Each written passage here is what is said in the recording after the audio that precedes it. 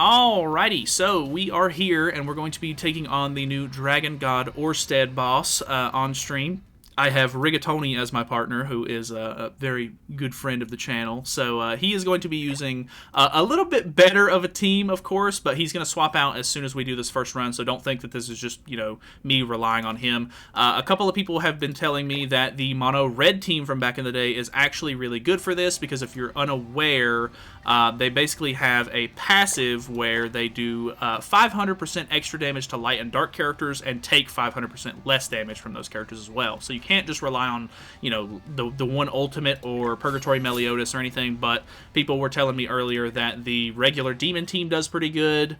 Mono red does really good. If you have any of the collab characters, of course, you can use those because they do extra damage and take less damage from the boss, but I figured that we would try to keep it as free-to-play friendly as possible for those who aren't summoning on the collaboration or anything. Maybe you don't have any of the collab characters or anything from other collabs, so I'm personally not using Kizuna. He's going to swap his team around a little bit after this, but I'm assuming with the team that he has, he's already going to have rank up turn 1.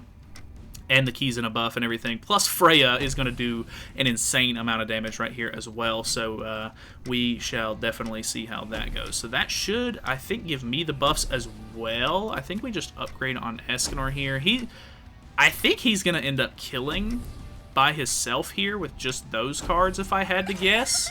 Not 100% sure on that, but we'll use our red Escanor card in the next phase. I'm not 100% sure, but the Deanne card does a really good amount of damage. We'll see how it does here. Okay, so not as much as I was maybe expecting to, so we're going to end up stalling maybe for one turn, because I don't think that my team is going to kill with this AoE card, but that's fine. The biggest things to note, I think, for this boss are in the second phase, he will put up a shield, or a stance that reduces his damage taken, and I think once he does that, it starts to get a little bit dicey. He starts to get a lot of like stat increases and stuff, and he limits a lot of the cards that you can use, or not use necessarily. He can't be, you know, stat lowered or basically anything except for infect is, you know, pretty much going to be immune, so don't really do that, of course, but it's pretty simple fight, if I had to say so. Everybody has been saying how easy it is, so we're just going to throw these cards away. I think he's got this amount of HP left, so he does put up a little bit of a regen card here and a rejuvenate as well, and he's going to use that every 2 turns, so nothing too crazy there.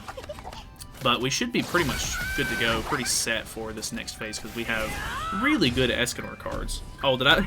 I used it on not Escanor, unfortunately. So he should, I think he's going to end up using his buff card from Kizuna in this next phase, so I should have a lot of buffs on the Escanor here anyway. So I've got a rank up that he can use, and then we'll just go double level 3 here. So should be good to go. From my understanding, this is very easy. This is extreme as well, and it's only 240k CC required, which, if you've been playing the game for a while, one person can have that much CC very easily. So yeah, even with the mono red team, I was going to out CC him by myself. So really not too big of an issue. I don't think anybody's really going to have too hard of a time. I would say at worst, you can just try to grab somebody off of your friends list, or if you're in a guild or something like that, you can invite them, or if you want to, just invite their AI, and most of the time it's going to end up doing just as good. So let me do a run really quick without him using Kizuna, and we'll see how that goes. Alright, so we're hopping in with round 2. He is basically going to be using mono red, or well, not necessarily mono red. He's using Escanor as well, but he's also still using the red Deanne. I think Deanne is a really nice character if you have her. Unfortunately, she's a little bit more exclusive just for the fact that she is technically a seasonal character, so don't feel bad if you don't have her. She's just an easy, like, turn 1, level 2 kind of character. Oh, I don't have any more cards that I can use, so up to you to kill here if you want to. But either way, yeah, honestly, if you use a full mono red team, I think, or no, I don't think it has to be mono red. I think Deanne is, they all have to be of different races. But if you want to run a mono green team, I guess technically you could use the red-haired Liz. Not really sure that's the best idea, just because this is a green boss. I think running red characters is ideal, just because you're going to be doing a lot of type advantage and everything. So you can see his Escanor does a really good amount of damage right there at the very beginning.